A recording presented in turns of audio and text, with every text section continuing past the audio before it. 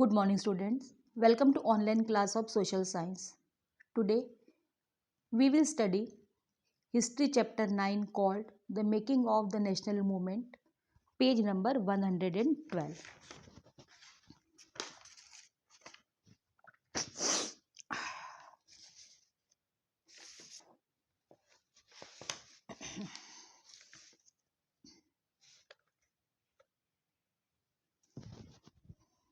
Freedom is our birthright. By the 1890s, many Indians began to raise questions about the political style of the Congress. In Bengal, Maharashtra, and Punjab, leaders such as Bipin Chandrapal, Bal Gangadhar Tilak, and Lala Lajpat Rai were beginning to explore more radical objectives and methods.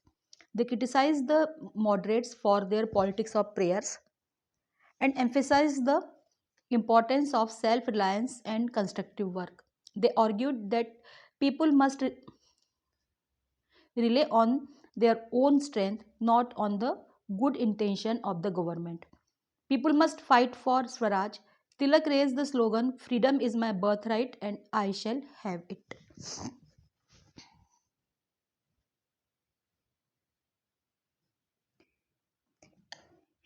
1890s तक बहुत सारे लोग कांग्रेस की political style पर सवाल खड़ा करने लगे थे। बंगाल, पंजाब और महाराष्ट्र के विपिन चंद्रपाल, बाल गंगाधर तिलक और लाला लाजपत राय जैसे नेता कट्टरपंथी उद्देश्यों और मेथड्स के तरीके ढूंढने लगे थे। उन्होंने पॉलिटिक्स ऑफ प्रेयर्स मीन्स प्रार्थनाओं की राजनीति के लिए मॉडरेट्स को क्रिटिसाइज किया और सेल्फ रिलायंस और कंस्ट्रक्टिव वर्क के महत्व पर जोर दिया। उनका कहना था कि लोगों को अपनी ताकत पर भरोसा करना चाहिए, ना कि गवर्नमेंट के नेक इरादों पर। लोगों को स्वराज के लिए लड़ना चाहिए। तिलक ने स्वतंत्रता मेरा जन्मसिद्ध अधिकार है और मैं इसे लेकर रहूंगा का नारा दिया। Now come to the page number 113. In 1905, Viceroy Curzon partitioned Bengal. At that time, Bengal was the biggest province of British India and included Bihar and parts of Orissa. The British argued for dividing Bengal for reasons of administrative convenience. But what did administrative convenience mean? Whose convenience did it represent? Clearly, it was closely tied to the interest of British officials and businessmen. Even so, instead of removing the non-Bengali areas from the province, the government separated East Bengal and merged it with Assam. Perhaps the main British motive were to curtail the influence of Bengali politicians and to split the Bengali people. 1905 में viceroy Curzon ने बंगाल का partition कर दिया। Bengal British India का सबसे बड़ा province था। बिहार और उड़ीसा के कुछ भाग उस समय बंगाल का हिस्सा थे। ब्रिटिशर्स ने तर्क दिया कि प्रशासकीय सुविधा के लिए बंगाल का डिवीजन जरूरी था, लेकिन इस एडमिनिस्ट्रेटिव कन्वीनियंस का क्या अर्थ था और किसको यह कन्वीनियंस मिलने वाली थी? क्लियर था कि इसका संबंध ब्रिटिश ऑफिशियल्स और बिजनेसमैन के फायदे से था। गवर्नमेंट ने नॉन बंगाली एरियाज को प्रोविंस से अलग करने की बजाय उसके ईस्टर्न पार्ट को अलग करके असम में मिला दिया था। ईस्टर्न बंगाल को अलग करने के पीछे ब्रिटिशर्स का उद्देश्य ये रहा था कि बंगाली पॉलिटिशियंस के प्रभाव को कम किया जाए और बंगाली जनता को बांट दिया जाए।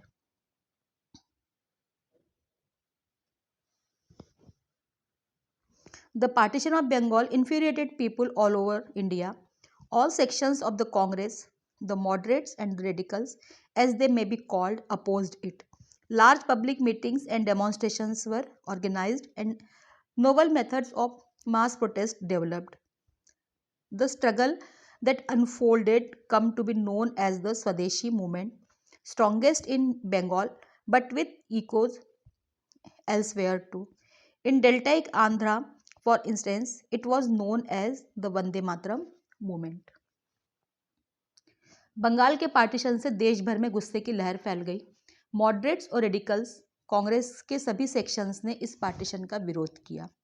विशाल जनसभाएं और प्रदर्शन किए गए। जन प्रतिरोध के नए नए तरीके ढूंढे गए। इससे जो संघर्ष उपजा उसे स्वदेशी मूवमेंट के नाम से जाना जाता है। यह मूवमेंट बंगाल में सबसे ज़्यादा ताकतवर था, लेकिन इसकी गूंज पूरे देश में सुनाई दी। उदाहरण के लिए आंध्र के डेल्टा इलाकों में इसे वंदे मातरम मूवमेंट के नाम से जाना जाता था।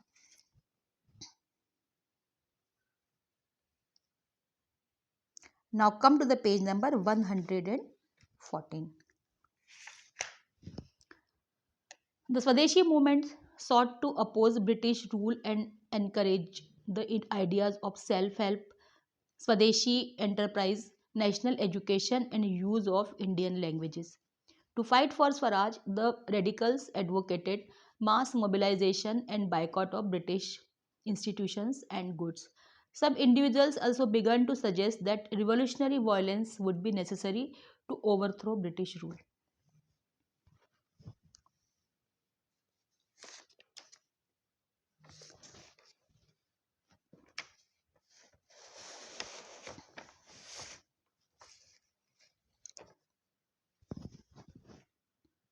स्वदेशी मूवमेंट ने ब्रिटिश रूल का विरोध किया और सेल्फ हेल्प, स्वदेशी एंटरप्राइज, राष्ट्रीय शिक्षा और इंडियन लैंग्वेजेस के उपयोग को बढ़ावा दिया।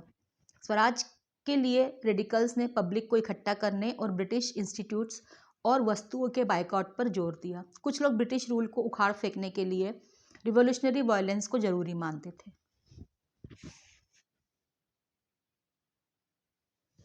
The opening decades of the 20th century were marked by other developments as well. A group of Muslim landlords and Nawabs formed the All India Muslim League at Dhaka in 1906. The league supported the partition of Bengal. It desired separate electorate for Muslims, a demand considered by the government in 1909.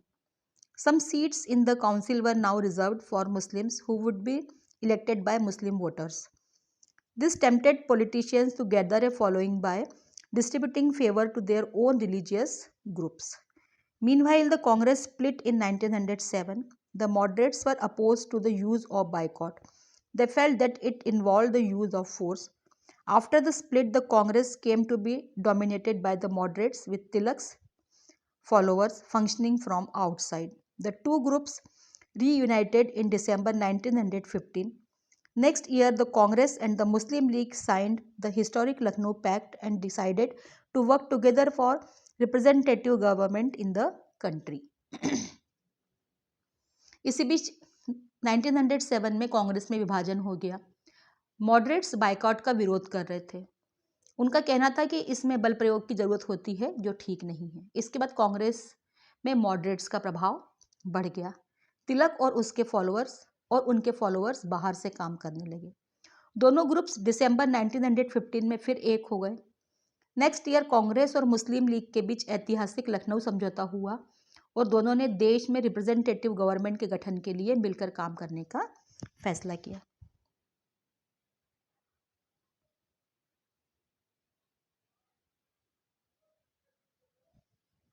Sorry 20th century के शुरुआती decades में कई दूसरी महत्वपूर्ण घटनाएं भी घटी। 1906 में मुस्लिम जमींदारों और नवाबों के एक ग्रुप ने ढाका में ऑल इंडिया मुस्लिम लीग का गठन किया। लीग ने बंगाल के पार्टीशन का समर्थन किया। लीग ने मुस्लिम्स के लिए अलग इलेक्टोरेट्स की डिमांड की। 1909 में यह डिमांड गवर्नमेंट के द्वारा मान ली गई। अब काउंसिल में कुछ सीट्स मुस्लिम के लिए रिजर्व कर दी गई जिन्हें मुस्लिम वोटर्स के द्वारा ही चुना जाना था। इससे पॉलिटिशियंस में अपने रिलीजियस ग्रुप के लोगों को अपना पॉलिटिकल फॉलोअर बनाने का लालच पैदा हो गया। इसी बीच 1907 में कांग्रेस में विभाजन हो गया। मॉडरेट्स बायकॉट का विरोध कर रहे थे। उनका कहना था कि इसमें बल प्रयोग की जरूरत होती है जो ठीक नहीं है। इसके बाद कांग्रेस में मॉडरेट्स का प्रभाव बढ़ गया। तिलक और उनके फॉलोअर्स बाहर से काम करने लगे। दोनों ग्रुप्स दिसंबर 1915 में फिर एक हो गए। नेक्स्ट ईयर कांग्रेस और मुस्लिम लीग के बीच ऐतिहासिक लखनऊ समझौता हुआ और दोनों ने देश में रिप्रेजेंटेटिव कांग्रेस के गठन के लिए मिलकर काम करने का फैसला किया। The growth of mass nationalism. After 1919, the struggle against British rule gradually became a mass movement involving peasants, tribals, students, and women in large number, and occasionally factory workers as well. Certain business groups too began to actively support the Congress in the 1920s. Why was this so? The First World War altered the economic and political situation in India. It led to a huge rise in the defense expenditure of the government of India. The government in turn increased taxes on individual incomes and business profits. Increased military expenditure and the demand for war supplies led to a sharp rise in prices, which created great difficulties for the common people. On the other hand, business groups reaped fabulous profits from the war. As you have seen, the war created a demand for industrial goods, jute bags, cloth, rails, and caused a decline of import from other countries into India. 1919 के बाद British rule के खिलाफ संघर्ष धीरे धीरे एक मास nationalism means एक जन आंदोलन में बदल गया, जिसमें किसान, ट्राइबल, स्टूडेंट्स और महिलाएं जुड़ते गए। कई बार फैक्ट्री वर्कर्स भी इन मूवमेंट्स में अपना योगदान देते थे। 1920 से कुछ खास बिजनेस ग्रुप्स भी कांग्रेस को एक्टिव सपोर्ट देने लगे थे। ऐसा क्यों हुआ? फर्स्ट वर्ल्ड वॉर ने इंडिया की इकोनॉमिक और पॉलिटिकल सिचुएशन बदल दी। इसके कारण गवर्नमेंट के डिफेंस एक्सपेंडिचर में काफ़ी बढ़ोतरी हुई। इस कारण गवर्नमेंट ने इंडिविजुअल इनकम्स और बिजनेस प्रॉफिट्स पर टैक्स बढ़ा दिया। मिलिट्री एक्सपेंडिचर के बढ़ने और वॉर सप्लाईज की डिमांड के कारण जरूरी चीज़ों की प्राइस काफ़ी बढ़ गई, जिसके कारण लोगों की मुश्किलें बढ़ गई थी। दूसरी ओर बिजनेस ग्रुप्स वॉर के कारण खूब प्रॉफिट कमा रहे थे। जैसा कि हमने चैप्टर 7 में पढ़ा था कि वॉर के कारण इंडस्ट्रियल गुड्स जैसे जूट बैग्स, क्लोथ और रेल की पटरियों की डिमांड बढ़ गई थी और अन्य देशों से इंडिया में इंपोर्ट कम हो गया था। Now come to the page number 115। So, Indian industries expanded during the war, and Indian business groups began to demand greater opportunities for development. The war also led the British to expand their army. Villages were pressurized to supply soldiers for an alien cause. A large number of soldiers were sent to serve abroad. Many returned after the war with an understanding of the ways in which imperialistic powers were exploiting the people of Asia and Africa, and with a desire to oppose colonial rule in India. Furthermore, in 1917, there was a revolution in Russia. News about peasants and workers' struggle and ideas of socialism circulated widely, inspiring Indian nationalists. इस प्रकार war के समय Indian industries का विस्तार हुआ और business groups development के लिए और अधिक अपॉर्चुनिटीज़ की डिमांड करने लगे। इस वॉर के कारण ब्रिटिशर्स को अपनी आर्मी बढ़ानी पड़ी। एक एलियन युद्ध के लिए गाँव में सोल्जर्स के रिक्रूटमेंट के लिए प्रेशर डाला जाने लगा। बहुत सारे सोल्जर्स को दूसरे देशों में लड़ने के लिए भेज दिया गया।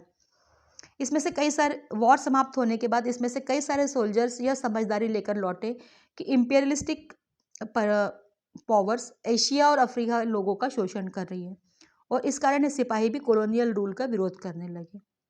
इसके अलावा 1917 में रशिया में क्रांति हुई।